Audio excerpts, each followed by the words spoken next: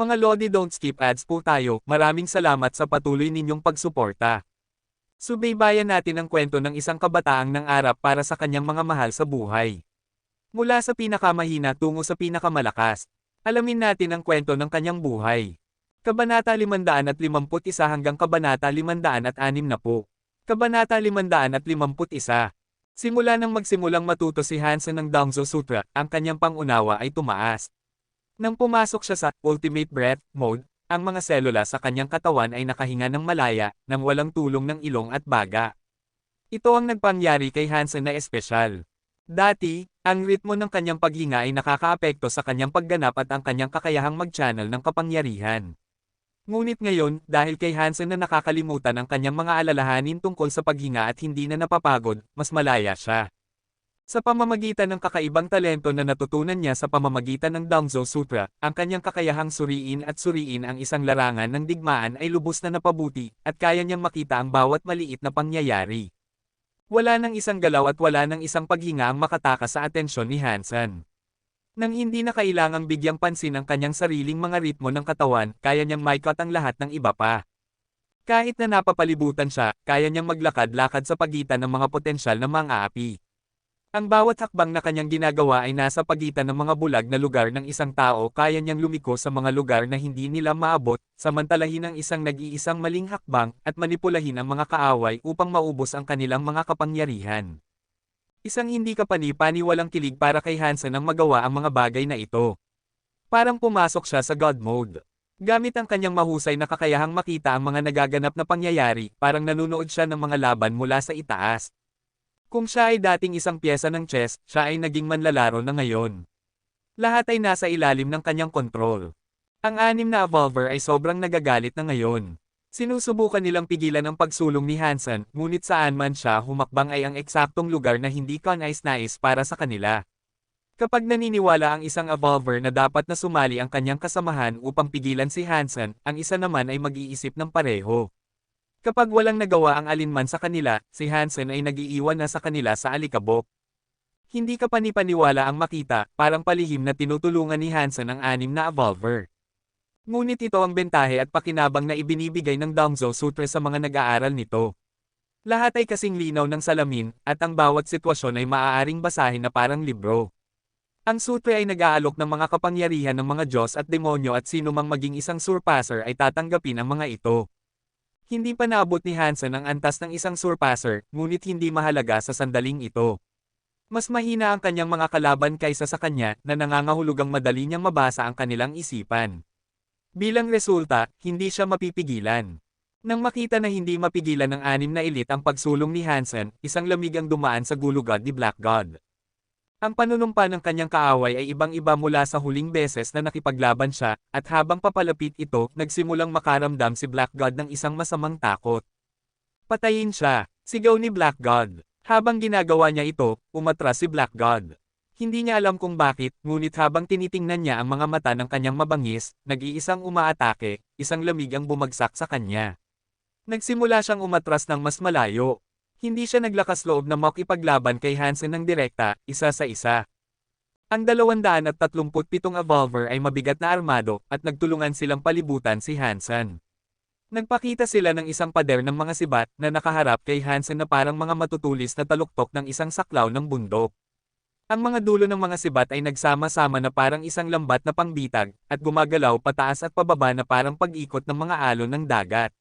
Mukhang kaya nilang durugan ang bato kung gugustuhin nila. Nagulat ang mga tao sa Goddess Shelter. Mukhang may talento at pinag-isang estratehiya ang hukbo ng Black God, hindi sila grupo na binubuo ng mga walang kwentang mercenary at sellswords. Ang paggawa ng isang pormasayo na tulad nito ay hindi isang bagay na magagawa ng anumang ordinaryong rehimyento. Malinaw na nakakuha sila ng maraming mahigpit na pagsasanay, kung hindi, ang ganitong walang kamali-mali na pakikipagtulungan ay hindi posible. Naghihintay siyang manly kasama ang kanyang koponan, pinapanood ang larangan ng may mga sirang nerbiyos. Gamit ang mga kakayahan sa pagpatay na tila taglay nila, ang tagumpay laban sa kanila ay isang bagay na hindi man lang magagawa ng isang koleksyon ng mga hardened elite. Lalo pang lumakas ang kanyang pag-aalala para sa kaligtasan ni Hansen.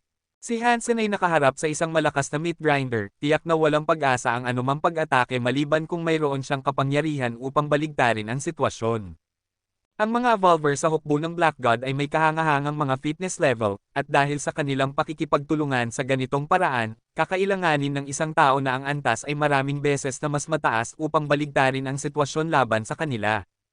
Ang kaaway ay parang isang makinang na may maayos na pagpapatakbo, ang mga gears ay tumatakbo ng walang kamali-mali ng walang isang sagabal, kung ang bilis at kapangyarihan ni Hansen ay hindi kasing ganda ng dapat, ang makina ay hindi mapipigilan. Kahit na kaya niyang patayin ang ilan sa kanila, may mataas na posibilidad na mapatay siya ng iba sa Pormasayon. At hindi nakasuot si Hansen ng anumang armor. Ang buong katawan niya ay nakalantad at mahina, kaya ang paniniwala na makakaligtas siya sa isang battlefield sa ganitong mga kondisyon ay isang napakasasamang pagsisikap.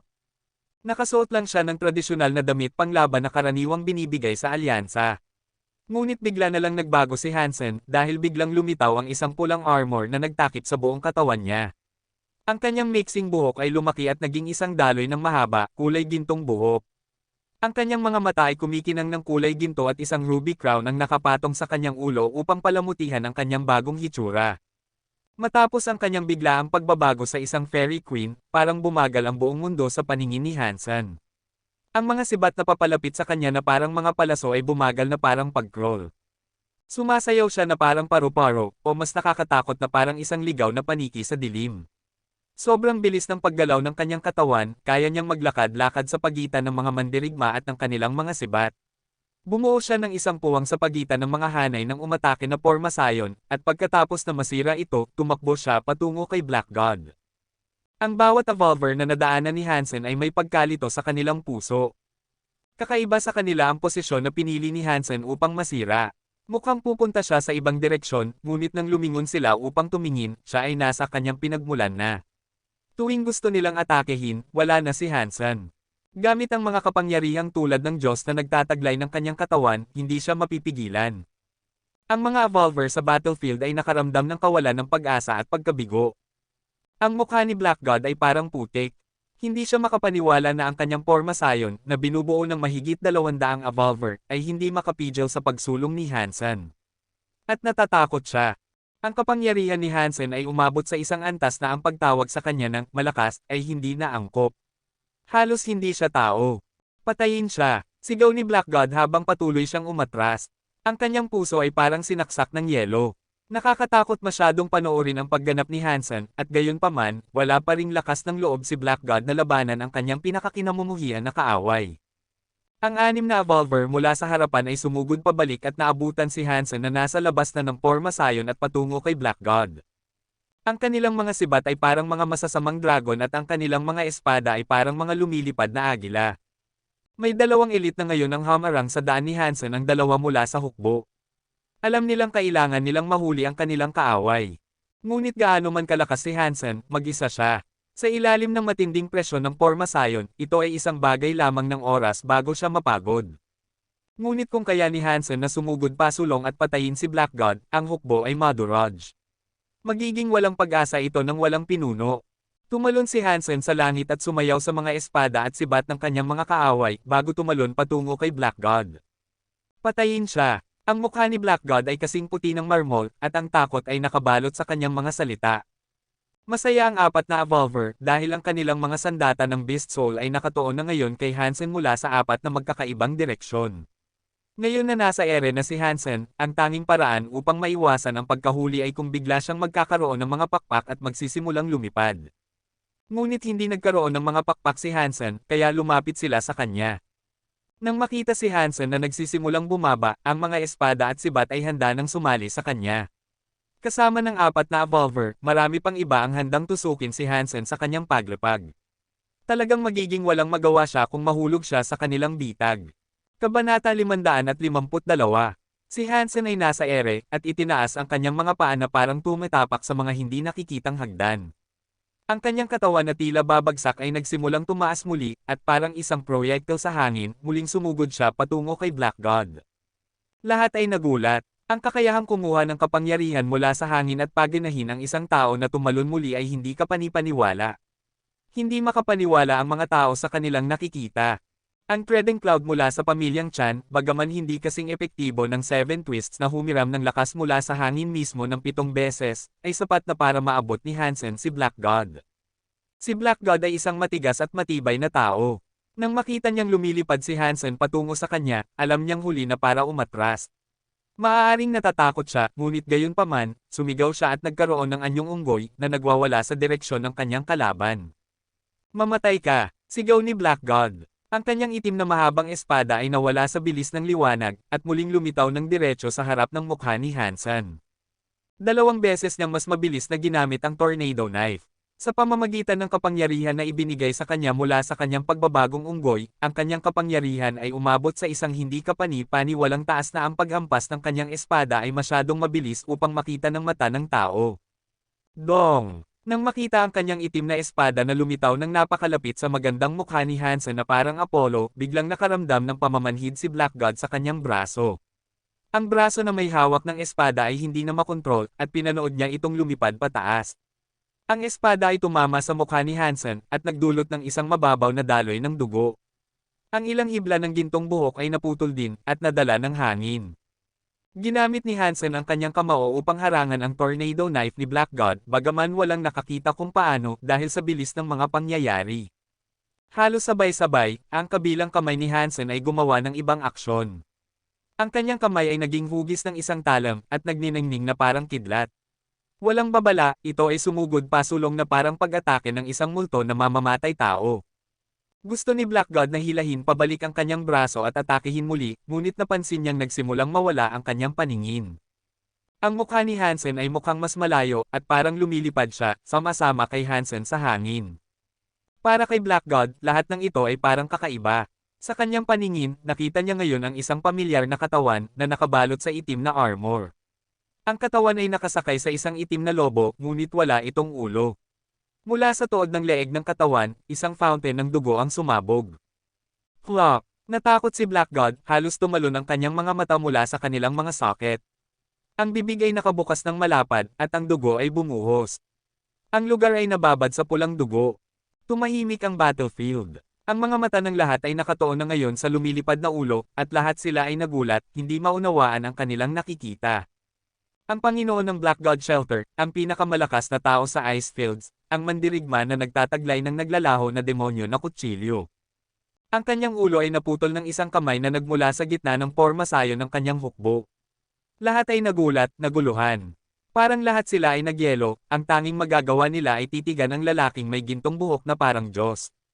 Mag-isa siyang sumugod sa labanan, at pinatay ang pinunong si Black God, sa gitna ng kanyang daan-daang tauhan. Nang napakadali, si Hansen ay may sapat na reputasyon upang magdulot ng takot sa lahat ng nakarinig ng kanyang pangalan. Ang mga mandirigma na nasa battlefield ay naniniwala na siya ay isang demonyo o Diyos, at mabilis silang sumuko. Hindi. Imposible. Ang bibig ni Zuting ay bumagsak sa lupa, at gaano man kahirap ang kanyang pagtatangka, hindi niya ito maisara. Sa 6 na Evolver na may fitness level na higit sa 100, at ang 237 Elite Evolver na naroroon, wala ni isa ang nakapigil kay Hansen. Halos pinayagan nilang putulin niya ang ulo ng isang Evolver na may higit sa 100 gamit ang kanyang mga kamay. Walang sino man ang makapaniwala sa kanilang nakikita. Ang mukha niyang manly ay namumula sa excitement, at ang kanyang magagandang mata ay kumikinang. Ang kanyang puso ay tumitibok ng labis. Kahit siya ay halos hindi makapaniwala na nagawa ni Hansen na patayin si Black God sa ganitong paraan, sa isang napakasasamang sitwasyon. Ang pormasayo na nakaharap sa kanya ay halos wala sa kanya. Iwinagayway lang niya ang kanyang kamay at pinutol ang ulo, mabilis at malinis, makinis na parang mantikilya. Hindi kapani-pani walang kapangyarihan. Hindi nakakagulat na siya ay isang tagapagmana ni Coach Han. Nagtataka si Uncle Ching habang nagsasalita. Ang mga taong gustong buksan ang gate ay nagulat. Hindi sila makapaniwala na nagawa ni Hansen na tumakbo patungo sa isang napakamalakas na elite, na napapalibutan ng kanyang mahusay na hukbo, at patayin siya ng ganyan. Sa loob ng 2 hanggang 3 minuto, tapos na ang lahat. Ang ilang mga tao ay nakaramdam ng lamig na dumaan sa kanilang mga leeg, at hindi nila maiwasang hawakan ito ng kanilang mga daliri. Naramdaman nila na kapag bumalik si Hansen, at nalaman niya kung paano sila kumilos, lahat sila ay walang ulo sa loob ng ilang segundo. Maraming tao ang nagsimulang tumakbo patungo sa teleporter dahil sa takot. Nagawa ni Hansen na putulin ang ulo ng isang tao na parang laro sa gitna ng isang malaking labanan. Ang mga nagrereklamo ay walang proteksyon ng hukbo, at hindi rin sila mga elite evolver na maaaring makapagtanggol sa kanilang sarili. Ang kanilang mga binti ay nagiging jelly habang tumatakbo sila patungo sa mga teleporter. Marami ang natisod sa kanilang sarili bago makarating sa teleporter, at nakakatawang makita silang kumilos na parang mga tanga, lahat ay desperadong nagsisikap na tumakas ng hindi maayos. Matagal bago maglakas loob ang sinuman sa kanila na ipakita muli ang kanilang mukha sa silungan na iyon.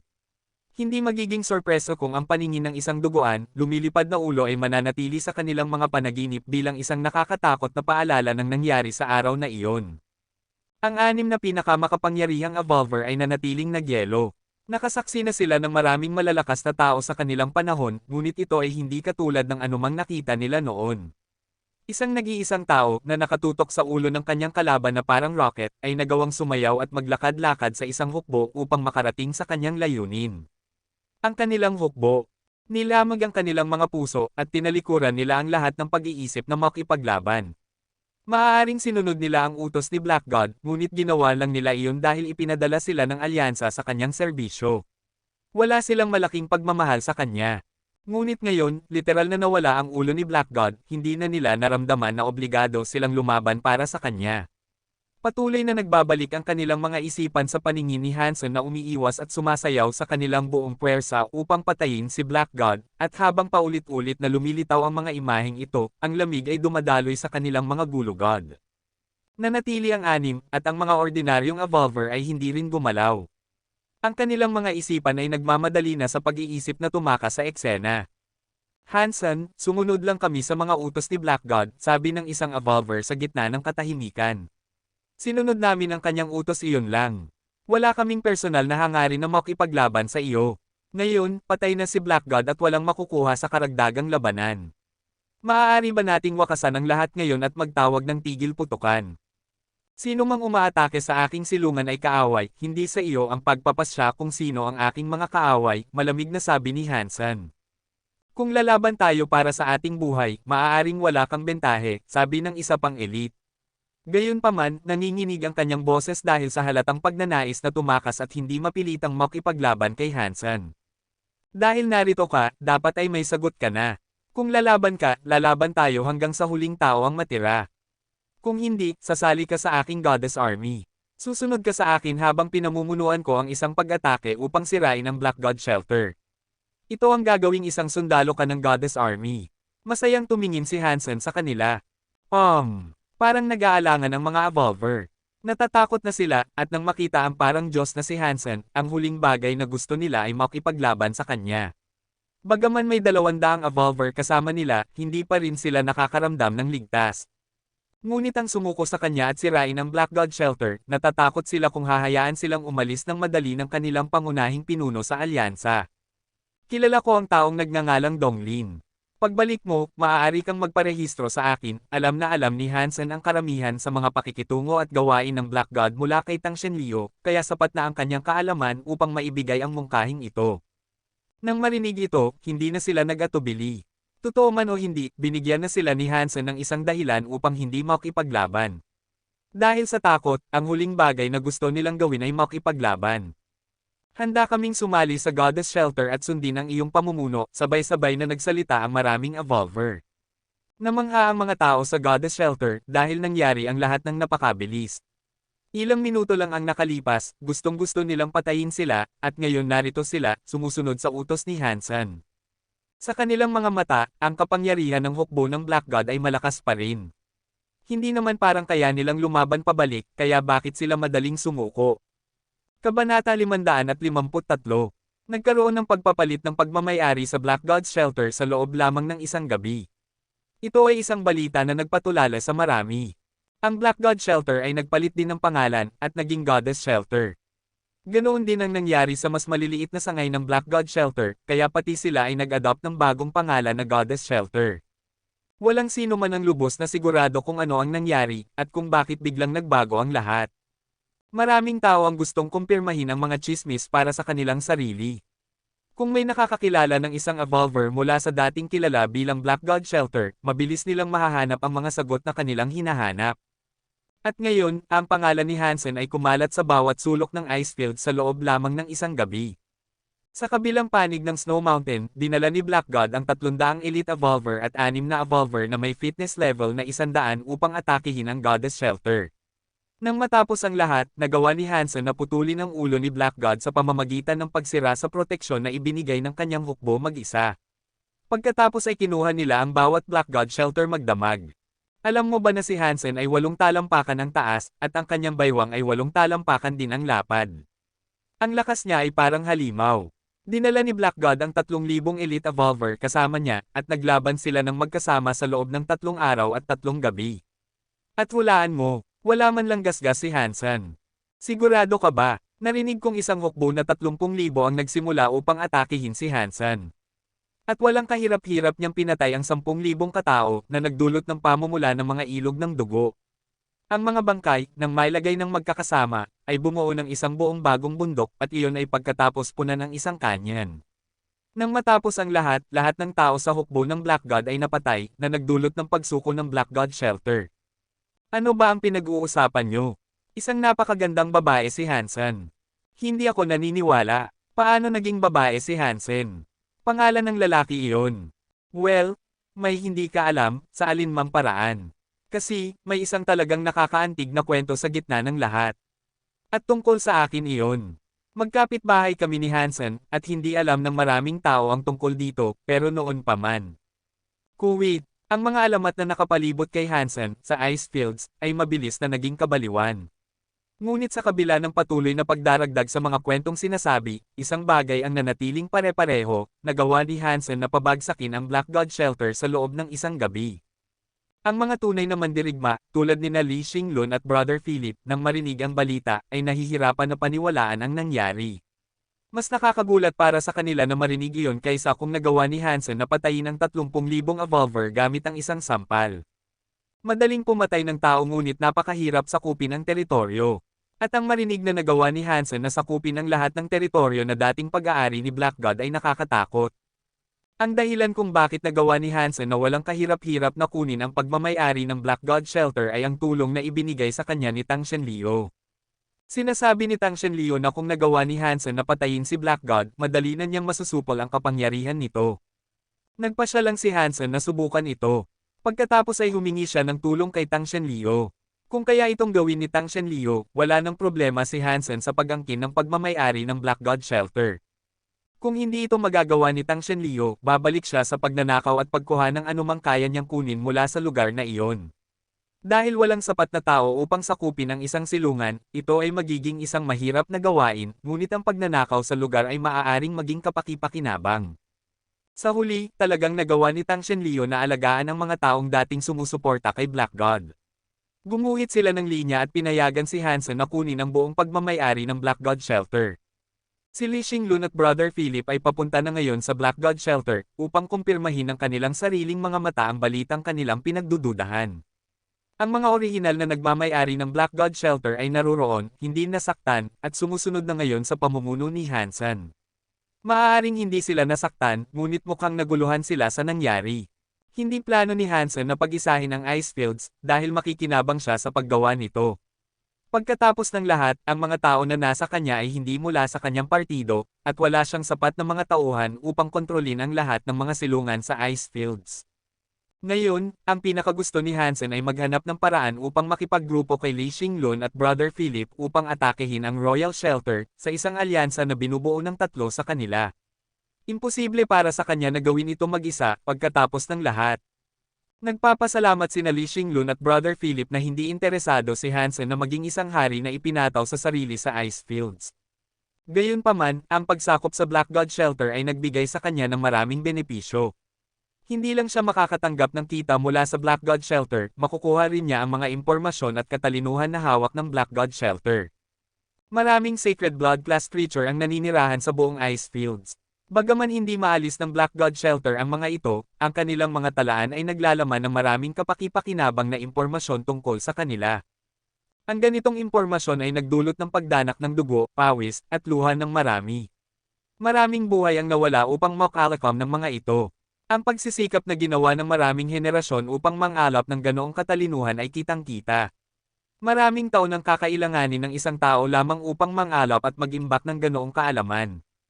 Mukhang maraming sacred blood creature ang nakatira sa ice field. Mukhang wala rin tayong sapat na mapagkukunan upang maalis ang mga ito. Tiningnan ni Hansen ang saklaw ng impormasyon at nagpa siya na manghuli ng ilan upang makita kung kaya niyang makuha ang ilang higit pang beast soul. Kahit na natutunan na niya ang dual skill, kailangan pa rin niya ng dalawang sacred blood beast soul swords. Kung hindi mahalaga kung gaano kalakas ang kanyang kasanayan, imposible para sa kanya na labanan ang Twin Spirit at magtagumpay gamit ang mga Mutant Beast Soul Swords. Ang kanyang mga armas ay nagmumukhang maliit kumpara sa kanilang nakamamatay na mga espada. Ngunit matapos pag-aralan ni Hansen ang impormasyon ng mas matagal, ang mga Sacred Blood Creature ay nagdulot sa kanya na bigkasan ang impresyon na nabuo niya tungkol sa kanila. Malakas. Iyon ay inaasahan, syempre. Kung madali silang patayin, pinatay na sana sila ni Black God. Ang mga patuloy na humihinga ay dahil hindi sila mapatay. Kailangan silang maging napakabangis at makapangyarihang mga kalaban. Tumingin si Hansen sa kaliwa at kanan na iniisip na ang bawat isa sa kanila ay magiging isang mahirap na hulihin. Ngunit bago siya lumaban sa isa, gusto niyang pag-aralan at matuto tungkol sa mas maraming maaari. Sa gitna ng mga tala na nagdedetalye sa mga Sacred Blood Creature, nakita ni Hansen ang isa na magbibigay sa kanya ng isang Sacred Blood Beast Soul Sword. Ito ay isang Silver Eye Ice Snake King, at ang grupo nito ay napakalaki. May mga original, mutant, at Sacred Blood variant na inaalok, ngunit ang huling Beast Soul ay maaaring magbigay ng isang Silver Eye Ice Snake Sword Beast Soul. Habang tinitingnan ni Hansen ang impormasyon na mayroon siya tungkol sa espada, lumakas ang kanyang pagnanais na patayin ang Sacred Blood Silver Eye Ice Snake King. Ngunit ang Silver Eye Ice Snake King ay nakatira sa mga Ice Valley. Mapanganib ang tanawin doon, at mahihirapan siyang magdala ng hukbo sa isang napakamalaki at mapanganib na distansya. Malaki rin ang grupo, na binubuo ng hindi bababa sa 10,000 ahas. At ang mga kapangyarihan ng mga ahas ay malaki. Mayroon silang mga pilak na kaliskis na nagyayelo, ang mga Sacred Blood na armas ay mahihirapan na tumago sa kanilang laman at magdulot ng pinsala. Ang kanilang kapangyarihan sa pag-atake ay mabangis din, at ang kanilang mga nakakalaso ng ngipin ay maaaring kumagat sa mga Sacred Blood Shield. At kaya silang lumipad. Sa buong kasaysayan ng Black God Shelter, ang mga pagtatangka na patayin ang mga hayop ay naitala. Minsan na ring sinubukan ni Black God, ngunit siya at ang kanyang mga tao ay nabigo. Ano man ang kanilang subukan, wala ni isa ang nakapatay sa Silver Eye Ice Snake King. Pinag-iisipan pa rin ni Hansen kung paano niya kaya papatayin ang ganitong hayop nang makita niya si Zooting. Ngumiti siya sa kanya, at pagkatapos ay lumapit siya, na nagsasabi, "Leader, hindi ka pa rin nagpapahinga." "Hindi, bakit? Ano ang problema?" Ngumiti rin si Hansen kay Zooting. Sa ngayon, naging tapat siya hanggat maaari, at wala siyang ginawang sumasalungat kay Hansen. Kung magpapatuloy ang ganitong pag-uugali, handa siyang panatilihin siya sa Goddess Army. "Mayroon akong isang bagay para sa iyo, ngunit hindi ako sigurado kung interesado ka." Hinugot ni Zooting ang kanyang dala, at maingat na ipinakita ito kay Hansen. Kabanata 554. Tiningnan ni Hansen ang dala ni Zooting. Ilang piraso ng papel na pergamino, na may nakasulat na mga salita. Kahit na hindi ito mga nakalimbag na salita, hindi rin ito sulat kamay, parang kinuskos lang. Ano ito? Tiningnan ni Hansen ang isa sa mga papel. Ang mga salitang nabasa niya ay kasing liit ng mga tadpole, ngunit naglalaman ang mga ito ng kaalaman tungkol sa Qigong. May 3 piraso ng papel, bawat isa ay may hiwalay na talata na tila walang kaugnayan sa isa't isa. At hindi rin kumpleto ang mga talata, dahil tila may mga malalaking bahagi ng nilalaman na nawawala sa mga pahina. "Boss, gusto mo ba ang Hyper Geno art na nasa mga papel?" Ngumiti si Zooting. "Hindi ko mabasa ang mga ito," sabi ni Hansen habang inilalagay ang papel, dahil ang nilalaman ay tila isang halo-halong mga teksto na walang pagkakaugnay-ugnay. Ang mga salita mismo ay mahirap ding maunawaan dahil ang mga ito ay sinaunang. Hindi niya maunawaan kung anong Hyper Geno art, kung mayroon man, ang nasa mga pahinang iyon. "Boss, narinig mo na ba ang Hyper Geno art na tinatawag na Jade Sun Force?" Tanong ni Zooting, na may bahid ng misteryo sa kanyang mga salita. "Hindi." Umiling si Hansen. Ang kasanayan ay parang pamilyar, ngunit hindi niya pa ito naririnig. "Kapag may libre kang oras at bumalik ka sa alyansa, bakit hindi mo tingnan ang Skynet para sa impormasyon tungkol sa kakayahang ito? Kung gusto mo, maaari nating ipagpatuloy ang usaping ito. Kung hindi, natatakot akong hindi ka maniniwala sa akin, gaano man karami ang papuri ko sa Hyper Geno art na ito." Nagpos saglit si Zooting, at nagpatuloy. Ang bersyon ko ay ang tunay, nagmula ito sa isang sinaunang panahon. Kinopya ito mula sa isang tiyak na tablet at masisiguro kung ito ang tunay. Maganda ito. Hindi tinanggihan ni Hansen ang ideya, sa katunayan, nagustuhan niya ito. Hinintay niyang umalis si Zhuting, at nang umalis ito, bumalik siya sa alyansa. Gusto niyang malaman ng higit pa tungkol sa tinatawag na Jade Sun Force. Mabilis na nagpakita ng maraming artikulo ang search engine. Mukhang ito ay isang medyo sikat na hyper-GenoArt. Pumili si Hansen ng isang site ng random. Gusto mo bang tumagal ng matagal at mahirap? Gusto mo bang umungol at sumigaw ang iyong partner o asawa buong gabi? May problema ka ba sa pagiging matigas o sa pagtatapos ng masyadong maaga? Kung sinabi mong oo sa alinman sa mga ito, narito ang Jade Sun Force para sa iyo. Sanayin ka nitong maging isang lalaki na may gintong espada. Malapit ka nang patayin ang iyong asawa sa kama, masisira ang kanyang boses habang sumisigaw siya ng iyong pangalan. Ano pa ang hinihintay mo? Bilhin mo na ngayon. Matuto ka nito at maging isang tunay na lalaki. Ano? Halos masuka ni Hansen ang iniinom niyang tsaa. Ano ba ito? Nag-click siya sa isa pang link, ngunit nag-aalok din iyon na ibenta ang parehong hyper-GenoArt, ang isa na may kaugnayan sa paghihirap ng isang hindi malusog na bato. Mabilis na napagtanto ni Hansen na ito nga ay isang sikat na hyper-GenoArt. Maraming iba't ibang uri ng Jade Sun Force sa Skynet, bawat isa ay bahagyang nabago upang umangkop sa iba't ibang pangangailangan ng iba't ibang tao. Hindi ito naiiba sa kasanayan na panorama. Karamihan sa mga ito ay pareho, gayunpaman. Ang Jade Sun Force ay isang hyper-GenoArt na tila idinisenyo para sa pagpapalakas ng bato ng isang tao. Ngunit ang kakayahang umangkop nito ay nagpapahiram ng sarili ng maayos sa pagtulong at pagwawasto ng maraming iba't ibang sakit at kahinaan na maaaring makaapekto sa mga lalaki. Ano bang problema ng Zhuting na ito? Mukha ba akong nangangailangan ng kasanayang ito? Kaya kung gawin ito sa 10 babae sa isang gabi. Naramdaman ni Hansen na parang nasira ang kanyang dignidad. Kahit na ang kanyang disposisyon ay nasaktan, hindi nakakagulat na sinabi sa kanya ni Zhuting na tingnan ang hyper-GenoArt sa kanyang sarili. Bukod pa rito, ang murang kalokohan na ito ay nasa buong Skynet. Walang kailangan para bilhin ko ito, maaari ko lang itong hanapin. Sino ang nangangailangan ng kalokohang ito? Personal na nasaktan si Hansen. Ding! Ding! Ding! Galit na galit si Hansen, at sumumpa na tuturuan niya si Zhuting ng isang aral na hindi niya malilimutan. Ituturo niya sa kanya na huwag maliitin ang mga kakayahan ng kanyang master. Ngunit habang nagpasya siyang gawin ito, tumunog ang communicator. Tinanggap niya ang tawag, at isang magandang imahe ang ipinakita. Si Huang Fuqingqing iyon. Ate, tumataas lang ang kagandahan mo habang tumatagal ang mga araw. Nakita ni Hansen na si Huang Fuqingqing ay mukhang mature at kaakit-akit, at hindi niya mapigilan ang sarili na purihin ang kanyang hitsura nang makita niya ito. Walang masama sa pagbibigay ng papuri. Bukod pa rito, malaking tulong siya dati sa kanya. Masaya ang hitsura ni Huang Fuqingqing, at ang kanyang mukha ay may pinakamagandang ngiti. Ngunit pagkatapos ay nagyelo siya, walang laman na tumingin sa likod ni Hansen at bumantong hininga. Nagkaroon ba ng mga bulaklak ang aking mukha? Hinawakan ni Hansen ang kanyang mukha, nagtataka kung bakit siya tiningnan ng ganoon. Siguro pagod ka na, kapatid. Nagbigay ng kakaibang tingin si Huang Fuqingqing. Ang aking mga kamakailang gawain ay nakakapagod, at patuloy akong nagmamadali.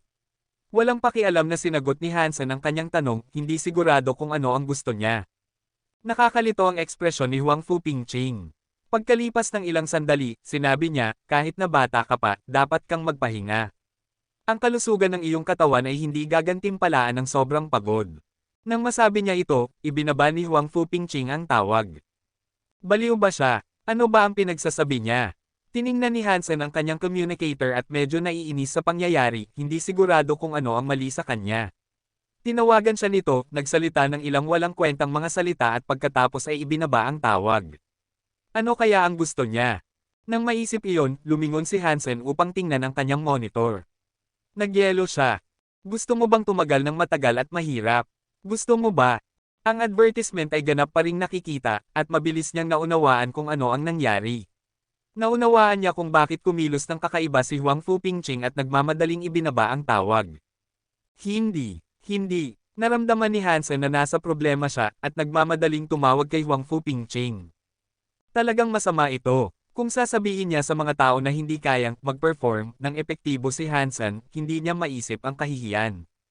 Paano siya titingnan ng mga babaeng kilala niya? Tumakbo ang lamig sa kanyang gulugad nang maisip lang niya ito. Ilang sandali lang, nag-connect ang communicator. Ate, pakinggan mo ako. Ipapaliwanag ko. Sinubukan ni Hansen na sabihin sa kanya kung bakit nasa kanyang screen ang advertisement na iyon.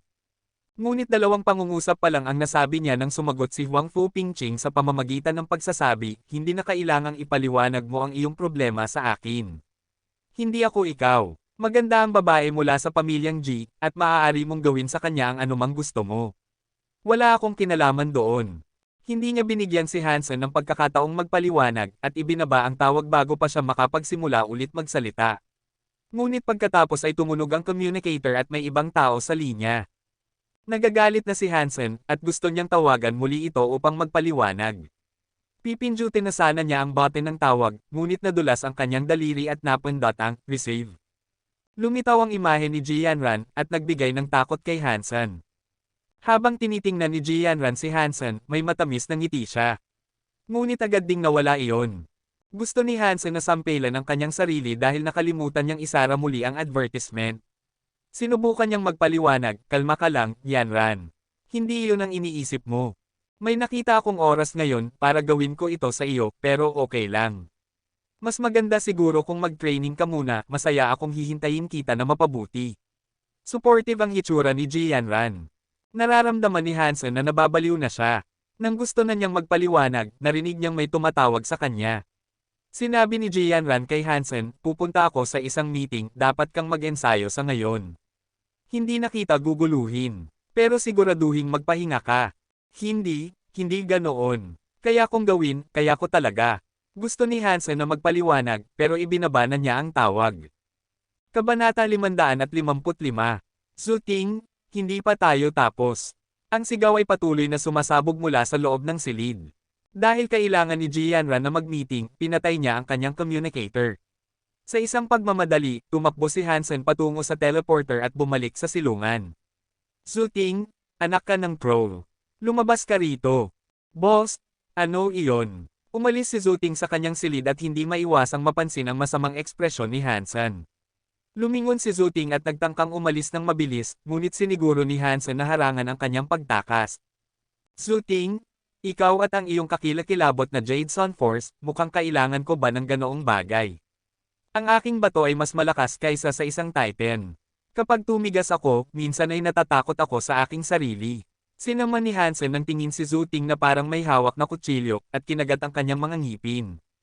Nakaramdam ng lamig si Zuting sa kanyang gulugod. Nang may pilit na ngiti, sinabi niya, Boss, pakipatawad, huwag kang magalit. Hindi ito ang iniisip mo. Kung gayon, ano ito? Tiningnan ni Hansen si Zuting na parang may pagpatay sa kanyang mga mata.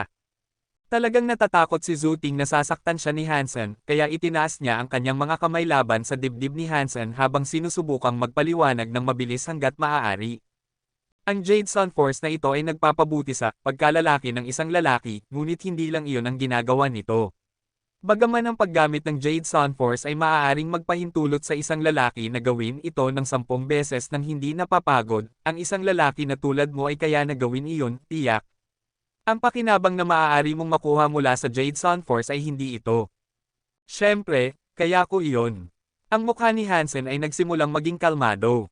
Ang pangunahing tungkulin ng Jade Sun Force ay palakasin ang bato ng isang tao. Ang bato ay isang pangunahing organ ng katawan ng tao, kaya ang pagpapalakas nito ay magbibigay ng mga benepisyo sa iyong lakas, sigla, at kapangyarihan. Ang ipinakita ko sa iyo ay ang tunay, na kinuha mula sa Jade Sun Tablet, hindi ito isang masamang produkto na maaari mong bilhin mula sa isang maruming site ng Skynet. Kung matutunan mo ang Hyper Geno Art na ito, hindi ka man lang mapapagod pagkatapos maglakbay ng 1,000 milya sa loob lamang ng isang araw, paliwanag ni Zuting. Path. Sigurado kang nakakarevolusyonaryo ang tunog. Taya ko, hindi ito naiiba sa mga kalokohang produkto sa mail order sa Skynet, sabi ni Hansen. Hindi ito pareho, sinisiguro ko sa iyo, sabi ni Zuting. Nang matuklasan ang Jade Sun Tablet, maraming tao ang nagnais nito. Matapos ang maraming pagtatalo, nasira ito. Ang tablet, gaya ng dati nitong anyo, ay hindi na makikita. Gayunpaman, ang ilang kopya ng orihinal na tablet ay nananatili. Mayroon akong isang kopya. Mayroong hindi mabilang na kopya na naipost na sa Skynet. Ano ang espesyal sa iyo? Naisip ni Hansen na niloloko siya ni Zuting. Hindi mahalaga kung ang mga turo ng isang Hyper Geno Art ay kopya o hindi, ang mahalaga lang ay kung tama ang nilalaman sa loob ng kopya. Boss, ang Jade Sun Force na ito ay iba. Maraming iba't ibang bersyon na naroon sa Skynet, bawat retailer ay may kanya-kanya. Ang bawat isa ay nagbibigay ng iba't ibang epekto, at marami ang maaaring maging negatibo. Ang mga nasa Skynet ay maaaring magpalakas lamang sa iyo ng kaunti. Pagkatapos ng isang maikling pahinga, nagpatuloy si Zhuting, ang orihinal na variant ng kasanayang ito ay kamangha-manghang. Bagaman alam ng maraming tao ang nilalaman nito, binigyang kahulugan ito ng mga tao sa iba't ibang paraan. Gayunpaman, ang mahalaga ay ang mga salita sa loob. Bakit? Ano ang tungkol sa mga iyon? Naging mausisa na si Hansen. Ang mga salita na nagmula mismo sa tablet ay may kakaibang mahiwagang katangian. Bagaman karamihan sa mga nilalaman ay pareho, ang pagbabasa ng mga salitang ito ay magbibigay sa iyo ng Jade Sun Force na hindi katulad ng mga karaniwang itinuturo. Ang orihinal na kopya ay magbibigay sa iyo ng isang espesyal na resulta. Maaaring nahihirapan kang maniwala sa akin, ngunit sinasabi ko sa iyo ang totoo, ito ay maaaring maging isang malaking tulong para sa iyo. Kinuha ni Hansen ang mga papel, binasa ang mga ito at walang naramdaman na pagbabago. Zhuting, maging matapat ka. Sinusubukan mo bang lokohin ako ngayon? Nag-aalala na si Hansen, at nagsimulang maniwala na niloloko lang siya ni Zhuting. Marahil ay walang espesyal ang mga papel. Hindi. Kinopya ko mismo ito. Ang tunay na bagay ay masyadong mahalaga. Nag-aalala lang ako na sisirain mo ang mga pergamino sa galit kung hindi ko na ipaliwanag ng maayos ito. Binigyan kita ng peking bersyon, ngunit kung gusto mo talaga ito, maaari kitang bigyan ng tunay na kopya, mabilis na sabi ni Zhuting. Bigyan mo ako ng tunay. Ngunit kung malalaman kong niloloko mo ako sa buong oras na ito, huwag mo akong sisihin sa pagiging malupit sa iyo. Tinitigan ni Hansen si Zhuting ng may matatalim na mata. Boss, kung bibigyan kita ng tunay na Jade Sun Force, maaari ba nating gawin ito sa isang palitan? Gusto kong humiling ng ilang Berserk Mutant Beast Soul kapalit ng turong ito. Umaasa si Zhuting na tumingin kay Hansen. Kailangan ko itong pag-isipan. Tingnan ko muna kung ano ang mayroon ka, malamig na sabi ni Hansen. Hindi na naglakas loob na magsalita pa si Zhuting. Kumuha siya ng tamang kopya. Bumalik siya pagkaraan ng ilang sandali, dala ang isang maliit na safe box. Inilagay niya ang lalagyan sa harap ni Hansen. Maingat niyang binuksan ito at inilabas ang tunay na kopya na maingat niyang inilagay sa mesa. Boss, tingnan mo. Nangako ako sa iyo na iba ito sa huli na ipinakita ko sa iyo. Nagsalita si Zhuting ng may panibagong kumpiyansa. Pinag-aralan ni Hansen ang bago na inilabas ni Zhuting. Ang presensya nito ay iba, ngunit hindi niya masabi kung ano. Pagkatapos ay kinuha niya ang tatlong peking kopya gamit ang isang kamay, at ang tunay na kopya gamit ang isa pa. Binasa niya ang lahat ng magkakasabay. Pareho ang mga salita, at gayon din ang kulay nito. Ngunit nang makita ang tunay na bagay, mayroong talagang pakiramdam na hindi mo masabi. Ang anumang tunay na Hyper Geno Arts ay palaging nagpapakalat ng mahiwagang kulay sa kalapit na kapaligiran, pagkatapos ng lahat. Tingnan mo, boss. Sinabi ko sa iyo na hindi ako nagsisinungaling, ngumiti si Zhuting. Mayroong ilang bahagyang, kapansin-pansin na pagkakaiba. Tinitigan ni Hansen ang tunay na kopya ng maraming beses, sinusubukang tukuyin ang kakaibang pakiramdam na ibinibigay nito sa kanya. Hindi lang ito kaunti ang pagkakaiba, ang mga pagkakaiba ay napakalaki. Simula nang masira ang Jade Sun tablet, ang mga lehitimong kopya na ito ay naging pinakamahalagang mga bagay. Kung gusto mong matuto ng tamang Jade Sun Force, sa pamamagitan ng paggamit ng mga ito ay makakamit mo ito. Ang mga kopya sa Skynet ay walang silbi. Kahit na nagbigay sila ng bentahe, wala itong maitutulong na isang balancing jeta at ilang sit-ups. Maniwala ka sa akin, kung gusto mong matuto ng Jade Sun Force, ito mismo ang kailangan mo. Nagpatuloy si Zhuting sa pagpuri sa kadakilaan ng mga kopya na pag-aari niya. Paano mo gustong makipagpalitan, kung gayon? Iniwas ni Hansen ang kanyang tingin nang tanungin niya ito kay Zhuting. 5 pergamino ang bumubuo sa buong kopya. Paano kung isang pahina para sa 2 Berserk Mutant Beast Soul? Hindi na kailangang pag-isipan pa ito ni Zhuting, dahil handa na siyang gawin ang eksaktong alok na ito. Nababaliw ka na ba? Gusto mong magkaroon ng 10 Berserk Mutant Beast Soul ko para sa kalokohang ito? Nanlaki ang mga mata ni Hansen, na nagulat sa panukala ni Zhuting. Pero ito ang tunay na. Sinubukan ni Zhuting na magsalita, ngunit pinutol siya. 3 Berserk Mutant Beast Soul at 2 ordinaryong Mutant Beast Soul. Iyan lang ang iaalok ko sa iyo para sa bagay na ito. Kunin mo o iwanan mo, nasa iyo ang pagpili. Boss, pakisamahan mo ako. Pakibigay mo sa akin ng marami pa. Ito ay isang one of a kind na artifact. Wala kang makikitang iba pa na tulad nito sa buong universo. Nalungkot si Zhuting sa kanyang sitwasyon. Iyan lang ang kaya kong ialok. Kung ayaw mo, bahala ka. Lumingon si Hansen para umalis. Iyan lang ang kaya niyang ialok ngayon, ngunit ang kanyang counter-offer ay higit sa lahat ay hinihimok ng pagnanais na pigilan ang pagiging available ng masyadong maraming Berserk Beast Soul sa mga tao. Sige, 3 Berserk at 2 ordinaryo. Tinatanggap ko. Kinagat ni Zhuting ang kanyang mga ngipin habang sumasang-ayon siya sa alok ni Hansen. Tiningnan ni Hansen ang mga dokumento na matatanggap niya kapalit upang matiyak na walang problema o panlilinlang. Pagkatapos ay sinelyohan niya ang kasunduan. Lumingon si Hansen at naglakad ng ilang hakbang.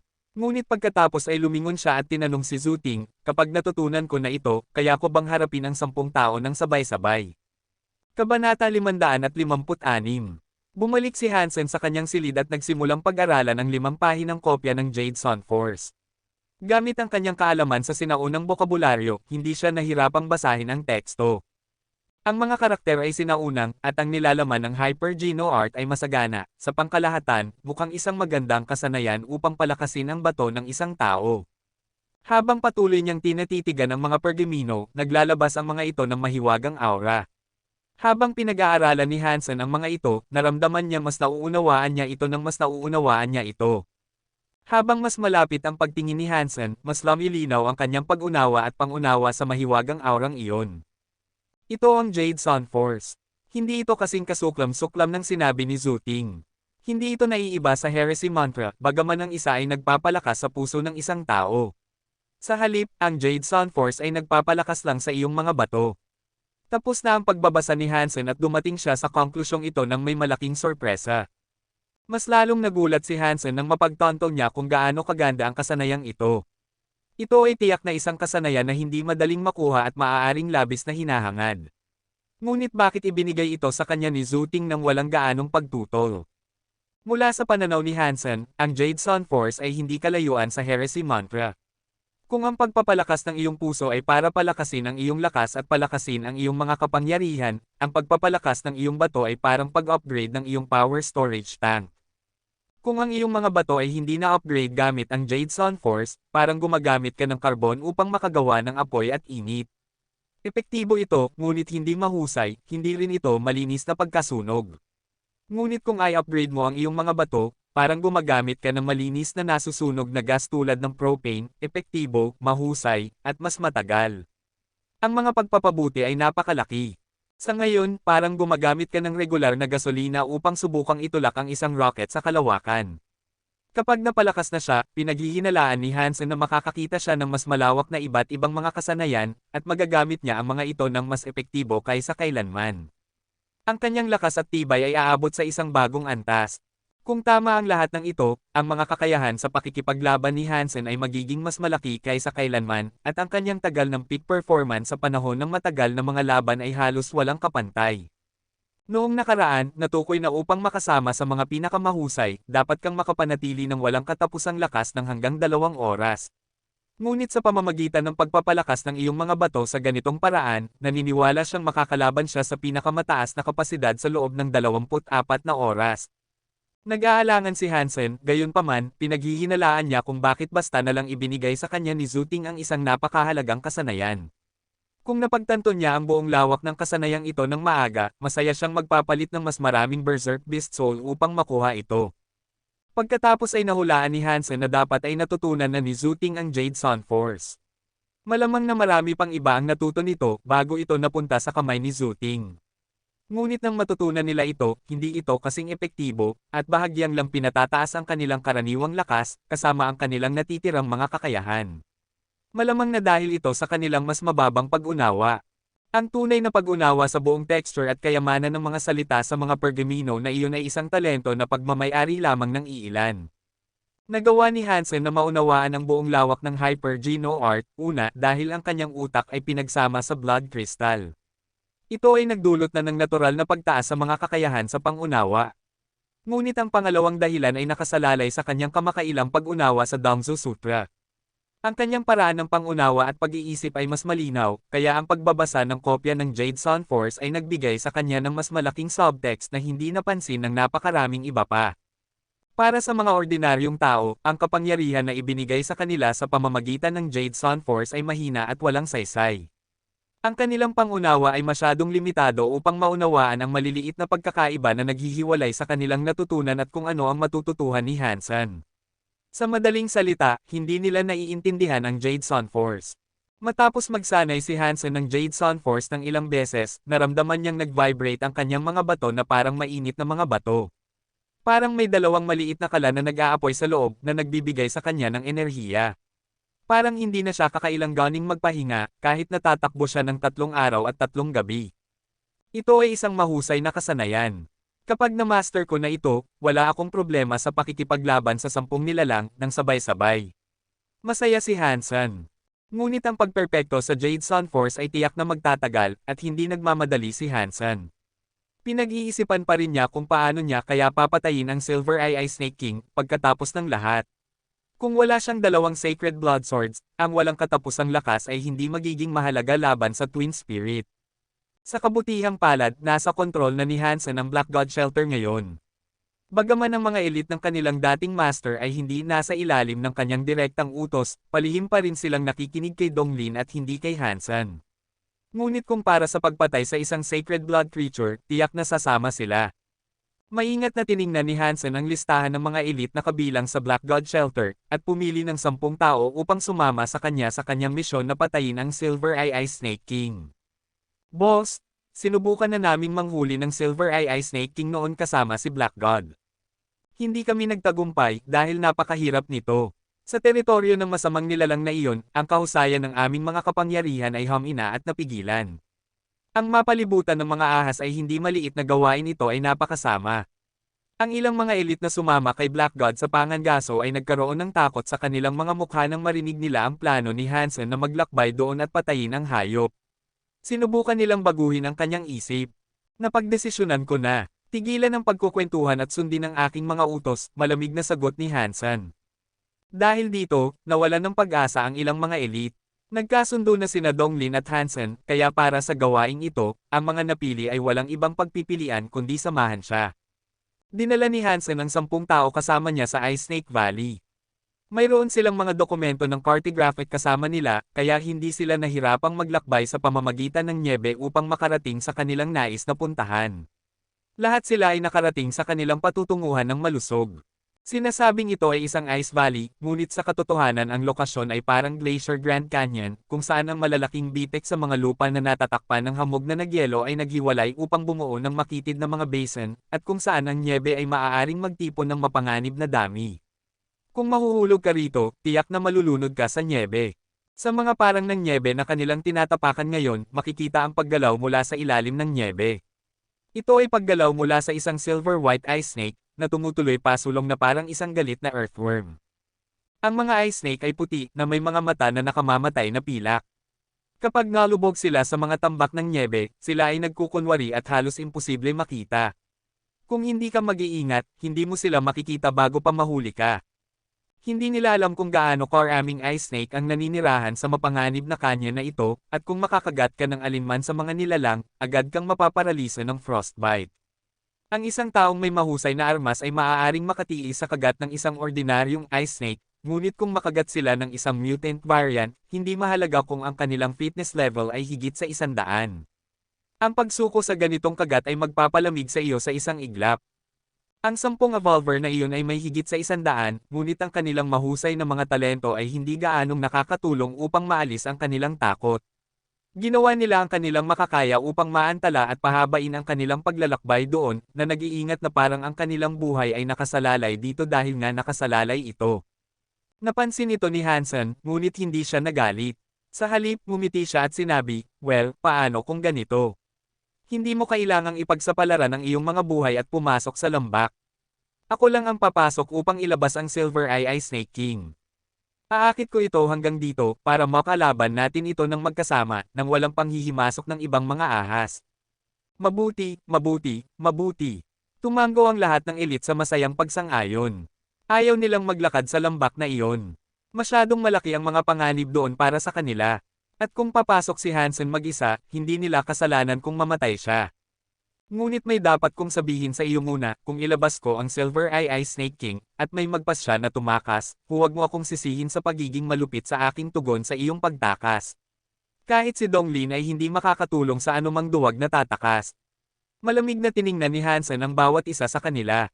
Bilang tugon, sinabi ng isa sa mga Evolver, huwag kang mag-alala, boss. Hindi kami ganoon. Gagawin namin ang aming makakaya upang tulungan kang patayin ito.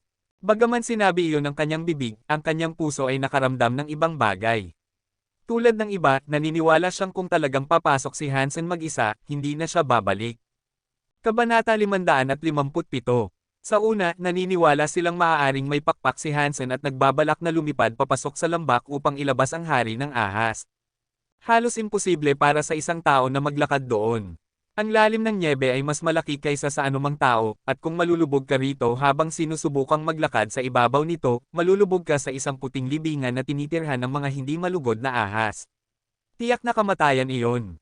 Kung kaya lumipad si Hansen, mas magiging maayos siya, ngunit hindi gaanong maganda. Ang mga ice snake ay may kakayahang lumipad din, kaya isang hindi pantay na dogfight ang mabilis na mangyayari. Bagaman hindi sila makakalipad ng mataas, hanggat nasa Ice Valley siya, imposible para sa kanya na makatakas sa kanilang paghabol. Iyon ang dahilan kung bakit naisip nilang ang desisyon ni Hansen na pumasok mag-isa ay isang pagpapakamatay. Ngunit narito siya, naglalakad papasok sa lambak. Walang pakpak.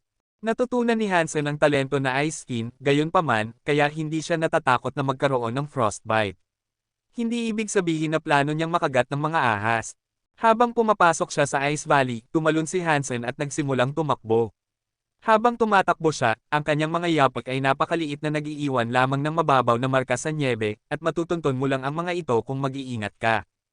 Ang treading cloud, bukod sa paghiram ng lakas mula sa hangin mismo, ay nagpapahintulot sa isang tao na maging gaanong parang ulap na pinangalanan ang kasanayan. Kung perpekto ito nang gumagamit nito, ang kakayahang tumawid sa mga parang ng nyebe nang hindi nag-iiwan ng bakas ay lubos na posible. Nanood ang mga Evolver na nanatili sa pag-alis ni Hansen na walang kibo. Ang kasanayan na kanilang nasaksihan ay nagpatulala sa kanila na nagpapatiwala sa kanila na si Hansen ay mas malaki kaysa sa maaaring tukuyin bilang isang Evolver.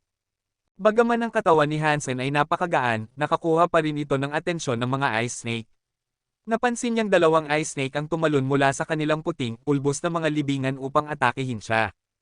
Ang mga nilalang na may pilak na kaliskis ay kumikinang sa nakakasilaw na puti sa ilalim ng araw na iyon. Inunat nila ang kanilang mga katawan at ikinakalat ang kanilang mga pakpak na parang malalaking sikada. Sumugod sila patungo kay Hansen ngunit nagkamali, kaya umikot sila sa hangin upang subukang muli. Nabasa na ni Hansen ang mga profile ng mga ahas bago, at alam niyang ang mga ice snake ay may pakpak. Bagaman hindi sila makakalipad ng mataas, mayroon silang napakakalakas na kakayahan sa pag-glide. Dahil dito, alam niyang hindi niya maaaring ipagsapalaran ang pagbagal, kaya nagpatuloy siya, umiiwas sa mga ahas na humihima sa kanya. Hindi niya pinatay ang dalawang ice snake dahil gusto lang niyang makuha ang galit ng hari ng ahas at ilabas ito. Kung pinatay niya ang dalawang ice snake, ang amoy ng kanilang dugo ay magtitipon ng lahat ng ibang ahas sa lambak. At kung mangyari iyon, malalagay siya sa malaking problema. Hindi niya pinansin ang dalawang naghahabol na ahas at patuloy na nagtuloy. Paminsan-minsan, sumasali ang ilang iba pang ahas sa gulo, ngunit hindi sila nagdulot ng malaking banta kay Hansen. Habang nag-glide siya sa nyebe, patuloy niyang iniiwasan ang bawat pag-atake habang tumutuloy siya sa kanyan. Tiningnan ng mga Evolver na nanunood sa labas ang isa't isa, na nagmamasid kung paano silang lahat ay nagulat. Napakabihirang makita ang isang Evolver na may ganitong kasanayan. Sa tingin mo ba kaya niyang ilabas ang hari? Isang Evolver ang nagtanong ng may kakaibang tingin, habang pinapanood niya ang nagmamadaling anino ng tao na sumasayaw sa lambak. Hindi ako sigurado. Hindi mo talaga masasabi sa taong ito, sagot ng isang Evolver. Gusto ng boss na mangolekta tayo ng maraming impormasyon tungkol sa kanya hanggat maaari, ngunit kung i-report natin ang lahat ng nakikita natin, sa tingin mo ba paniniwalaan tayo ng boss? Sana ay hindi magpasya ang boss na ay pakipaglaban tayo sa kanya. Masyadong nakakatakot ang taong ito. Kung magkaaway kami, matatakot ako sa bawat sandali ng aking buhay. Kahit na marami tayong proteksyon, matatakot pa rin ako na putulin ni Hansen ang aking ulo. Nakakatakot ang antas ng kanyang kasanayan. Sana hindi rin. Hindi masama ang pagsunod sa kanya. Hindi siya kasing malupit at mayabang ni Black God para sa isang bagay. Talagang makakausap mo si Hansen. Di nagtagal, nawala si Hansen sa kanilang paningin. Ang Snowy Mountain ay 100 milya ang haba, at ang alam lang ni Hansen ay nasa isang uri ng yelong kuweba sa gitna ng lambak ang hari ng ahas. Kaya siniguro niyang pumunta sa direksyon na iyon. Matapos maglakbay si Hansen ng 10 milya, 300 ice snake ang masugid na naghahabol sa kanya. Nakakagulat, iyon ay isang magandang resulta. Kung pinatay niya ang isang ice snake lang, libo-libong ice snake ang magkakagat sa kanyang mga takong. Kakaiba, hindi ba dapat nasa 30 milya mark ang yelong kuweba? Tumatakbo na ako ng 40 milya. Bakit hindi ko pa ito nakikita? Naguluhan si Hansen. Sa ngayon, 1,000 ice snake ang naghahabol sa kanya. Maswerte siya na sapat ang kanyang kasanayan upang maunahan at maiwasan ang bawat ahas na umaatake sa kanya. Ngunit habang tumatagal ang panahon, nakarating siya sa isang makitid na bangin kung saan ang matatarik na yelong dalesdes ay nagtutulak sa kanya pasulong. Gayunpaman, hindi pa rin niya nakikita ang yelong kuweba. Sinasabi ng mga alamat na ang katawan ng Silver-Eyed Ice Snake King ay napakalaki, hindi bababa sa 100 metro ang haba. Kakailanganin mo ng isang yelong kuweba na 200 metro ang lapad upang magkasya ito, at ang pasukan sa isang tirahan sa ilalim ng lupa ay mahirap palampasin. Tumakbo si Hansen ng isa pang 20 milya, ngunit wala pa ring nakikitang senyales ng yelong kuweba o ng sinasabing naninirahan dito. Sa kanyang puso, nagsimula siyang magtaka kung niloloko ba siya. Mali ba ang impormasyon? Nagkataon ba ito? O sadyang mali ito? Matapos pag-isipan ito, napagtanto niyang hindi posible. Ang impormasyon ay medyo luma na, at wala silang ideya na nagbabalak si Hansen na patayin ang hari ng ahas. Imposible para sa kanila na gawin ang ganitong bagay sa isang maikling panahon. Sa tingin ko kailangan kong maglakbay ng mas malayo. Nagpatuloy si Hansen sa pagtulak, ngunit may kakaibang bagay na nakakuha ng kanyang atensyon. Ang grupo ng mga ice snake na naghahabol sa kanya ay mas maliit na ngayon. Habang naglalakbay siya ng mas malayo, mas marami pang ahas ang tumigil sa paghabol, hanggang sa ilang milya ang lumipas, wala na silang lahat. Nilamog ang puso ni Hansen, at sinabi niya, ito ba ang teritoryo ng hari ng ahas? Hindi ba sila naglakas loob na lumapit dito? Ngunit hindi rin tama ang pakiramdam na iyon. Kung talagang nakarating na siya kung nasaan ang hari ng ahas, dapat ay pinuprotektahan ng mga ice snake ang kanilang hari. Hindi dapat silang tumakas. Naisip ni Hansen na may mali sa Ice Valley. May nangyaring nagbago dito. Tumingin siya sa paligid, ngunit hindi niya makita kung ano ang nasa labas ng Ice Valley. Dahil sa nyebe sa paligid niya, hindi niya makita ang presensya ng karagdagang mga ice snake. Dagdag pa rito, isang nakakabinging katahimikan ang sumasakop na ngayon sa kapaligiran ng lambak. Ang araw ay nasasakal ng mga ulap, at mas maraming nyebe ang nagsimulang bumagsak. Bagaman hindi ito partikular na malakas, isang malungkot, malamig na pakiramdam ang sumapi sa kanya.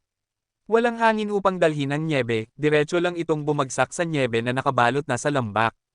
Parang desyerto at nag-iisa. Malayo na ang narating ko, hindi na ako pwedeng umatras ngayon. Ayaw pang sumuko ni Hansen, kaya kinagat niya ang kanyang mga ngipin at nagpatuloy. Mayroon siyang berserk sacred bloodwing, kaya maaari siyang lumipad palayo. Ang mga ice snake, kung magpasya silang ipagpatuloy ang kanilang paghabol, ay hindi siya mahuhuli sa ganoong paraan. Kaya, wala siyang dapat katakutin. Naglakad si Hansen ng isa pang 20 milya nang hindi nakakakita ng isang ahas. Matapos ang kanyang mahabang paglalakbay, nakarating siya sa isang pader ng yelo sa kanyang harapan. Makinis ito, ngunit sa kanyang kanan at kaliwa, isang hanay ng mga nakamamatay na glacier ang nakaharang sa kanya. Nakarating na siya sa dulo ng kanyan. Bigla, nakita ni Hansen ang presensya ng isang yelong kuweba sa pader ng yelo sa kanyang harapan.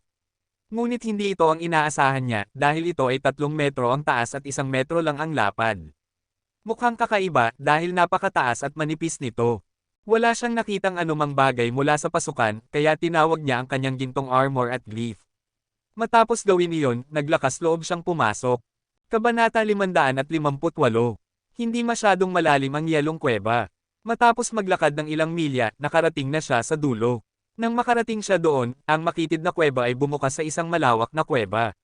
Wala siyang nahaharap na panganib o nakasalubong na kahit isang nilalang sa kanyang paglalakbay doon.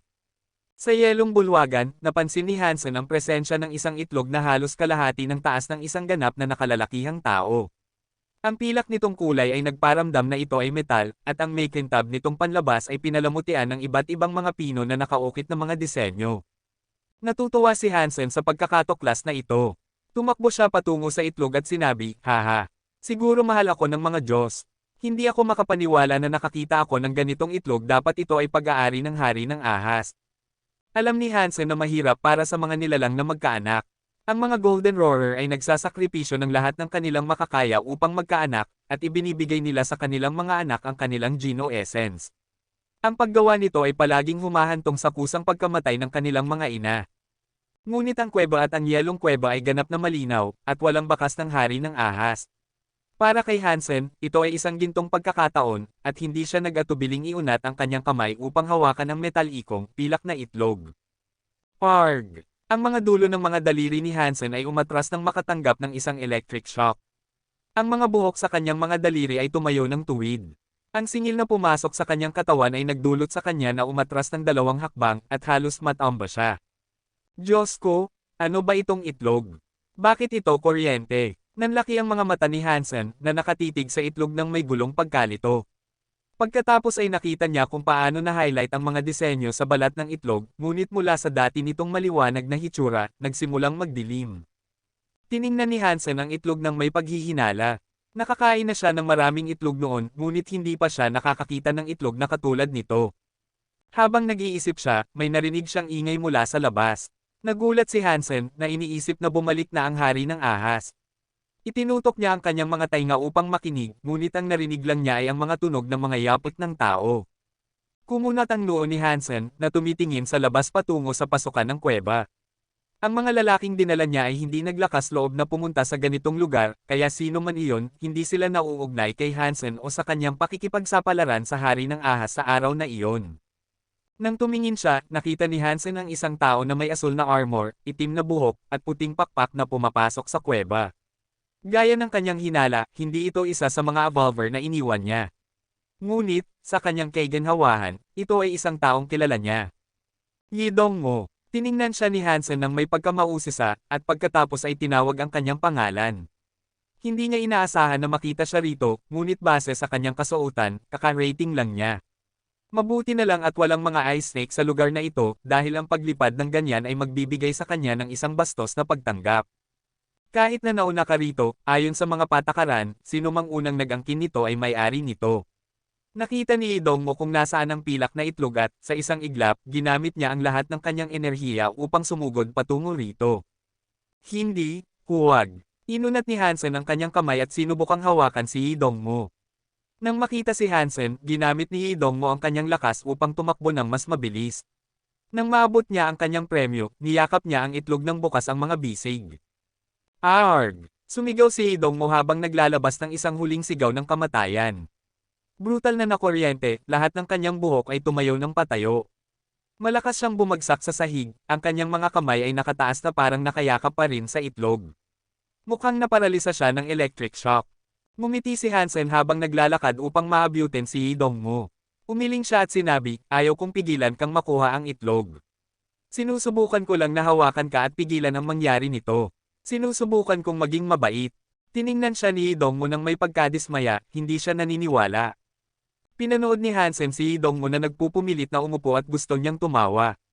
Kanina, talagang niloko niya si Dongmo dahil gusto niyang malaman kung may kuryente pa ring lumalabas sa itlog matapos niyang hawakan ito. Nakuha ni Hansen ang kanyang sagot. Ngunit ngayon ay maliwanag na ang itlog na ito ay hindi ordinaryong itlog, ito ay isang makapangyarihang itlog. Matagal nang naghihintay si Dongmo na gumaling mula sa shock, ngunit halos hindi niya masisi si Hansen. Kasalanan niya rin dahil nagmamadali siyang lumapit dito pagkatapos ng lahat. Hindi ko pa naririnig na ang Silver Eye Ice Snake King ay may mga kasanayan sa kuryente, akala ko kaya lang niyang magdulot ng frostbite. Paano magkakaroon ng ganito kalakas na kuryente ang itlog na ito? Naglakad-lakad si Hansen sa paligid ng itlog ng ilang beses, sinusuri ito. Ang disenyo sa itlog ay tila na highlight muli matapos nitong mashak si Dongmo, ngunit ang ilaw ay nagsimulang magdilim muli. Mr. Yi, sa tingin ko kailangan nating basagin ang itlog na ito. Kung hindi, hindi natin ito makakain. Mahina ako kumpara sa iyo, kaya bakit hindi mo subukang gawin ito?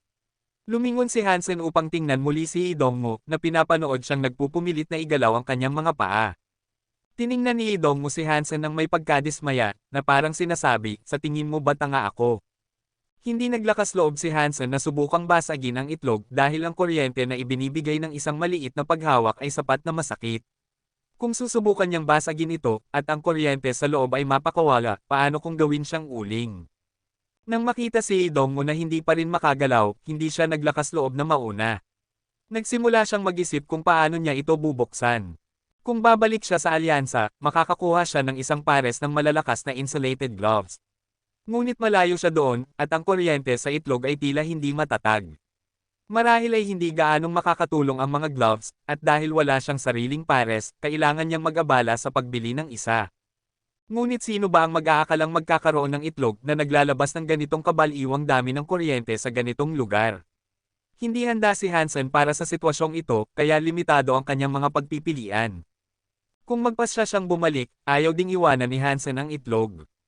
Mr. Yi, kung nakarating na tayo sa ganitong lugar, walang paraan na makakabalik tayo ng walang dala.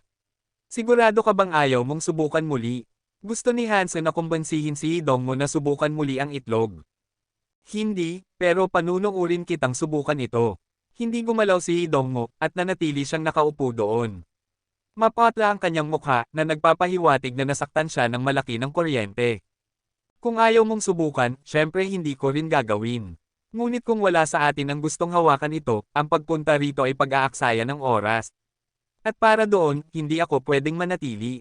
Aalis na ako ngayon. Pagkatapos ay nagsimulang maglakad palayo si Hansen. Ngunit nanatili si Idongmo sa kanyang kinauupuan. Hindi man lang niya sinubukang pigilan si Hansen na lumabas. Talagang aalis na ako ngayon. Dahan-dahang naglakad si Hansen ng ilang hakbang pa na sinisiguro na maririnig siya ni Idongmo. Nagkunot lang ng noo si Idongmo kay Hansen at bamulong, bahala ka.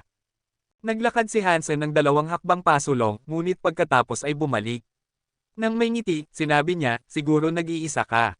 Hindi ko dapat iwanan ka ng ganyan, marahil dapat lang akong manatili at samahan ka. Inikat ni Idongmo ang kanyang mga mata, hindi niya gusto si Hansen, tiyak na. Ngunit talagang gusto ni Hansen na makuha si Idongmo na subukan muli ito. At natatakot siya na kung umalis siya, at nagawa ni Idongmo na basagin ito mag-isa, kukunin nito ang lahat ng itlog. Ibig sabihin ay isang nasayang na paglalakbay para kay Hansen. Habang nag-uusap silang dalawa, isang tunog ng pagbasag ang narinig mula sa itlog. Pareho silang tumalon at tumingin dito. Nakita nilang ang itlog na may taas na kalahating tao ay may ilang mga bitek. Sa paano man, nagsimulang magbukas ito mag-isa. Parehong tumalon sina Hansen at Idongmo at nag-aalalang pinanood ang pagbukas ng itlog. Kung ang itlog ay nababasag dahil hinawakan nila ito kanina, okay lang iyon, ngunit kung ito ay isang natural na pangyayari, nasa problema sila. Katsa! Isa pang tunog ng pagbasag ang narinig, at isang basag na bangin ng mga bitek ang tumakbo na ngayon sa haba ng itlog. Kabanata 559.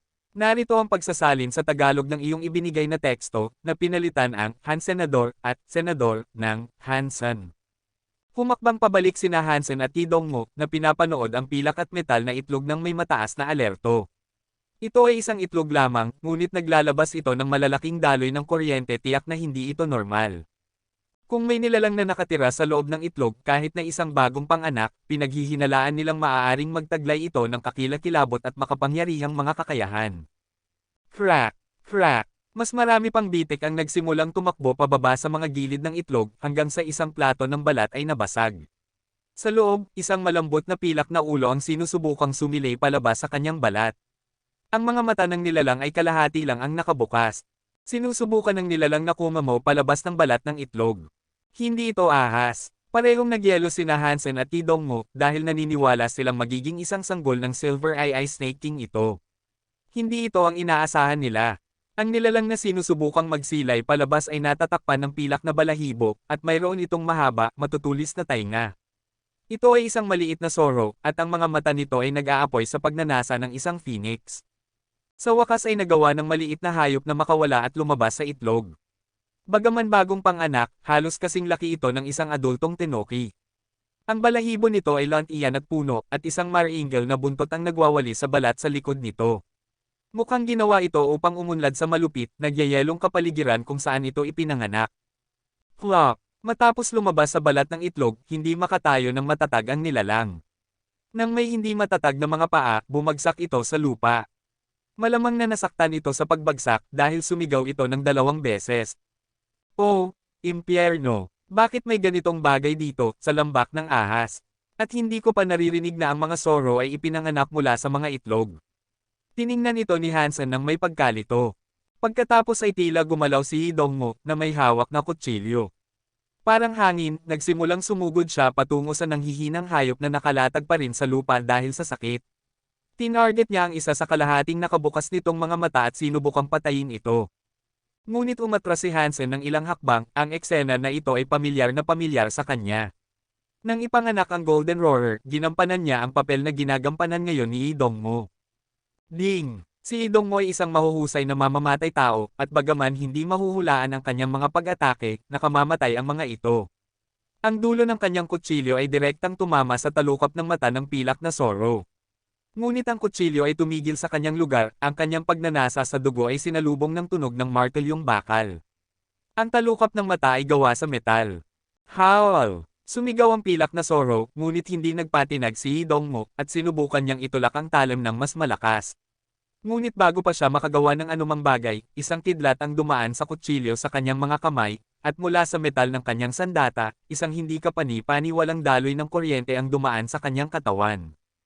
Pang! Muling bumagsak sa sahig ang pilak na Zoro, habang si Hidongmo ay itinapon palayo. Napaklakas ng daloy ng kuryente na kahit ang kanyang armor ay nagdilim. Ang puting mga pakpak na suot niya ay nag-iinit na ngayon, at ang kanilang mga balahibo ay nabawasan sa ilang mga kalat-kalat, nag-aapoy ng mga balahibo.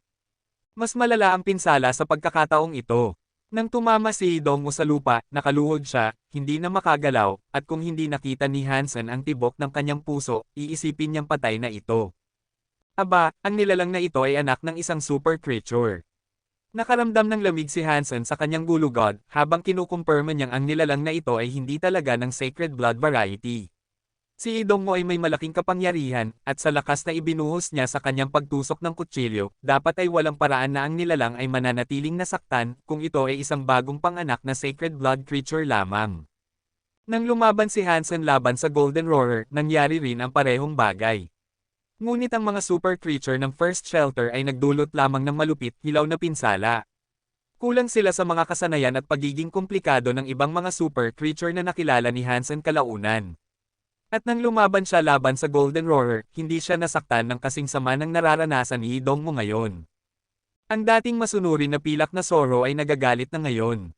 Hinailan nito ang sarili patungo sa kanyang mga paa at mabilis na sinundan ang kanyang umaatake, tumatakbo patungo sa kinaroroonan ni Hidongmo na nakaluhod na ngayon sa lupa. Mukhang gusto ng pilak na Zoro na baligtarin ang nangyari lang. Tumakbo si Hansen patungo sa malubhang na sugatan na si Hidongmo at sinubukang hilahin siya palayo. Si Hidongmo ay isa sa kanyang pinakamalalaking kliyente, at ang isa na hindi kailanman nagtatalo sa isang pakikipag-usap. Kung mamamatay siya rito sa ganitong paraan, iyon ay isang masamang kapalaran para sa kanyang negosyo.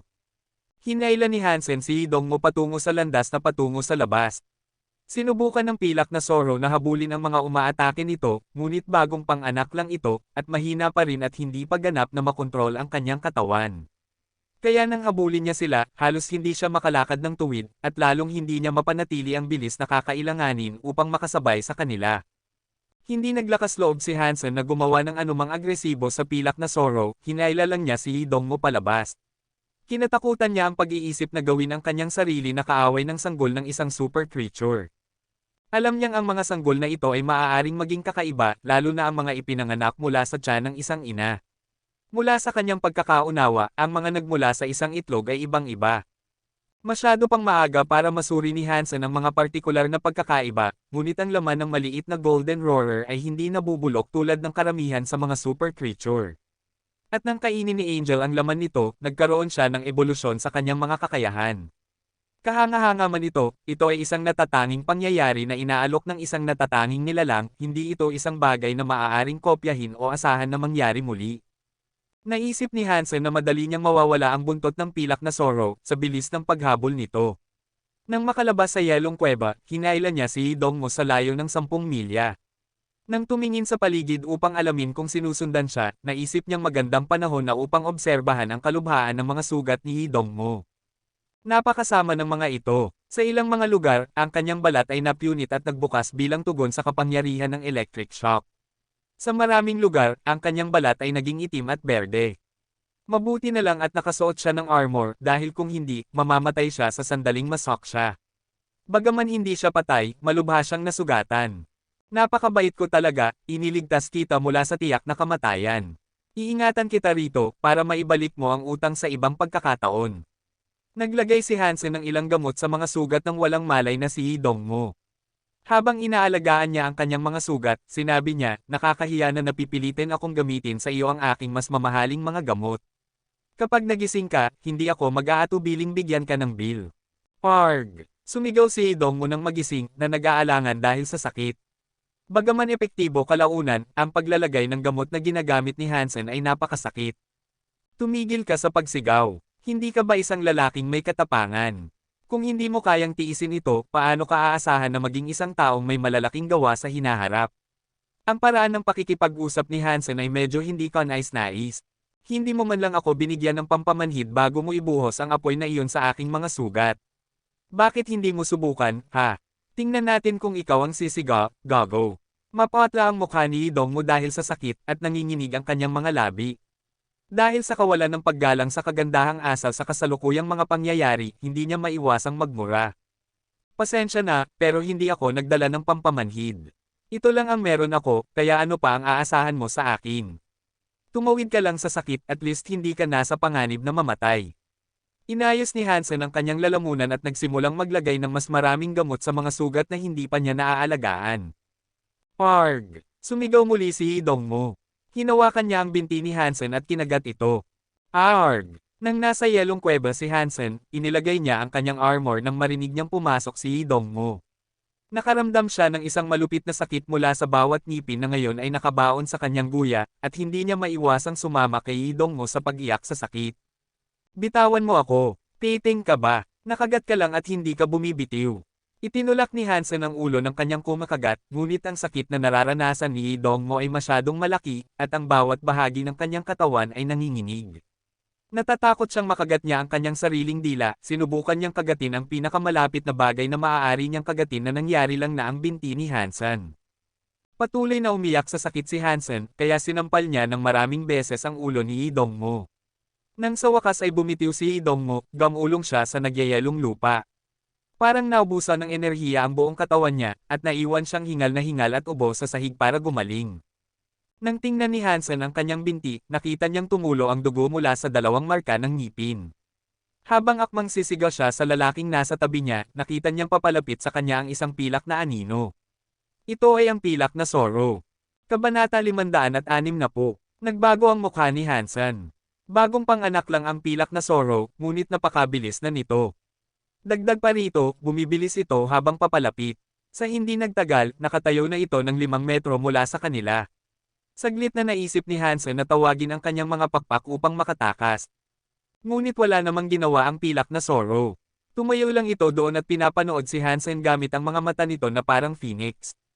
Nilamag ang puso ni Hansen, at umatras siya ng ilang hakbang, iniiwasan ang pagkakalapit kay Dongmo. Naisip niya, bakit mo ako tinitingnan? Ang taong umaatake sa iyo ay naroon. Ngunit hindi man lang tiningnan ng pilak na Zoro si Dongmo. Ang mga mata nito ay sinusubaybayan ang bawat galaw ni Hansen na nagpatakot sa kanya. Habang lumilipat si Hansen sa kaliwa, sinamahan ng titig ng pilak na Zoro ang kanyang mga hakbang. Tumitibok ang puso ni Hansen, at sinabi niya, nako. Ang mga mata ba ng nilalang na ito ay napakahina na hindi nito makilala kung sino ang nakasakit dito. Nasa sahig pa rin si Dongmo, ngunit bigla, mabilis niyang tinawag ang isa pang pares ng lila na pakpak at lumipad patungo sa langit. Salamat ng marami, sisiguraduhin kong babayaran kita mamaya. Sabi ni Dongmo habang siya ay lumilipad palayo.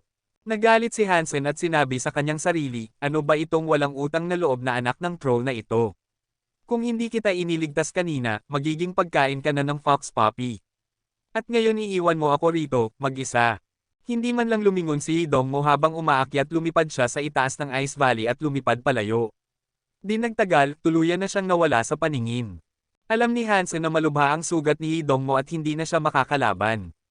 Kaya, hindi naman talaga siya galit sa kanya. Ito ay isang bagay ng prinsipyo, higit sa lahat. Patuloy na tinititigan ng pilak na Zoro si Hansen, ngunit may nagtatakang ekspresyon. Hindi naramdaman ni Hansen na agresibo ang pilak na Zoro at balak siyang patayin.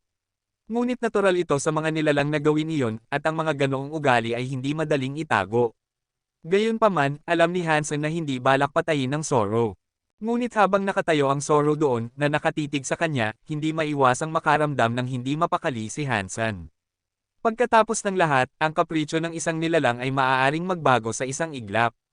Ano kaya kung nagutom ito sa susunod na sandali at nagpa siya na gamitin si Hansen bilang merienda? Okay, maliit na kaibigan. Ang mga buto mo ay naging napakatibay, at ang mukha mo ay may banal na aura, tiyak na magiging isang napakahusay na nilalang ka sa hinaharap. Ngunit kung gusto mong kumain ka ng isang sacred blood creature o kung ano paman. Hindi ako. Ang laman ko ay mura at kulang sa sustansya na kakailanganin ng isang bata at malusog na Zoro na tulad mo. Habang sinusubukan ni Hansen na patahanan ang pilak na Zoro, dahan-dahan siyang umatras. Ngunit sa bawat hakbang pabalik na ginagawa ni Hansen, sumusulong naman ang pilak na Zoro. Nang pumunta si Hansen sa kaliwa, pumunta naman ito sa kanan. Ang paraan ng pagtitig nito ay parang nagpapahiwatig na nakikilala siya nito. Oh, bakit mo ako sinusundan? Nagmamadali ang isip ni Hansen, nagtataka kung ano nga ba ang nangyayari. Bigla, naisip niya ang mga pusa at aso ay mahilig manghabol ng mga bagay. Madalas na nagtatapon ng mga tao ng mga bola para mahuli o habulin ng mga pusa at aso. Ang Zoro ay hindi gaanong kaiba sa isang pusa o aso marahil ay pareho sila ng ugali. Hinalungkat ni Hansen ang kanyang mga bulsa, ngunit hindi siya nakakita ng bola. Ang nakita lang niya ay isang bote na kasing laki ng kamao. Ngunit sa loob nito, mayroong isang elixir na nagkakahalaga ng 10,000. Ito ang uri ng gamot na ayaw niyang gastusin kay Hidongmo. Gayunpaman, dahil nasa panganib ang kanyang sariling buhay, kinagat niya lang ito at itinapon palayo ang bote. Sinusubukan lang ni Hansen na makita kung ano ang mangyayari bago isipin ng pilak na Zoro na patayin siya. Gaya ng kanyang inaasahan, pinanood ng pilak na Zoro kung saan napunta ang bote, tumalon ito sa kanyang mga paa at hinabol ito. Natutuwa si Hansen dahil hindi siya sigurado kung talagang gagana ito. Gamit ang oras na nakuha niya, agad siyang lumingon at nagsimulang tumakbo. Ang huling bagay na gusto niyang gawin ay magalit ang isang super creature, at matapos makita ang nangyari kay Hidongmo, alam niya ang mga panganib. Ngunit hindi pa nakakalayo si Hansen nang makita niyang tumatakbo ang pilak na Zoro sa puting nyebe. Sa kabila ng pagtakbo ng kasing bilis ng kaya niya, madali itong nakasabay sa kanya ng pilak na Zoro. Sa bibig ng pilak na Zoro, hawak ng nilalang ang bote na itinapon ni Hansen. Nagulat si Hansen sa bilis ng paghabol sa kanya ng pilak na Zoro, at alam niyang ang kanyang bilis sa pagtakbo ay hindi sapat. Ngayon ay seryoso niyang isinasaalang-alang ang posibilidad na tawagin ang kanyang mga pakpak at lumipad patungo sa langit. Ngunit sa susunod na segundo, sumuko si Hansen sa ideyang iyon. Pagkatapos ay nagpa siya ang pilak na Zoro na mabilis na umakyat sa isang mataas na haligi ng bato, at nang makarating ito sa tuktok, tumalon ito. Ang pagtalon nito ay umabot ng higit sa 10 metro, at ang bilis ng paglipad nito ay mas mabilis kaysa sa Berserk Sacred Blood Wings ni Hansen. Kung talagang tatawagin ni Hansen ang kanyang mga pakpak at nagalit ang pilak na Zoro, malamang na mas malala ang atake na matatanggap niya kaysa sa nangyari kay Hidongmo. Tumigil si Hansen sa pagtakbo na nakaramdam ng kawalan ng pag-asa. Tumigil din ang pilak na Zoro at nakatayo ng 1 metro lang ang layo. Inilagay nito ang bote ng gamot sa lupa malapit sa mga paa ni Hansen. Mabuting bata, pinilit ni Hansen na ngumiti. Gusto niyang tapikin ang pilak na Zoro sa kanyang ulo at haplusin ito bilang pagbati, ngunit inunat lang niya ang kanyang mga braso sa kalahati bago nagyelo.